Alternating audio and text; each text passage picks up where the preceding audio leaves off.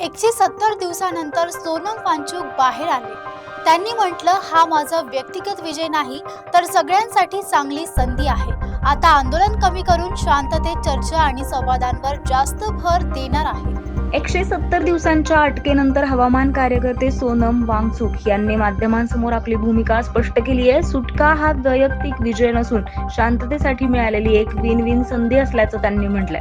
कारावासातील दिवस कठोर आणि आव्हानात्मक होते असे सांगताना त्यांनी या काळाने अनेक गोष्टी शिकवल्याचंही नमूद केलंय. संघर्षाचा मार्ग स्वीकारताना समाज आणि पर्यावरणाच्या प्रश्नांवर अधिक व्यापक विचार करण्याची गरज असल्याचंही त्यांनी सांगितलंय. आंदोलनाच्या माध्यमातून आवाज उठवण्यापेक्षा आता संवाद, समन्वय आणि मुत्सद्देगिरीच्या मार्गाने पुढे जाण्याचा संकेत त्यांनी दिलाय.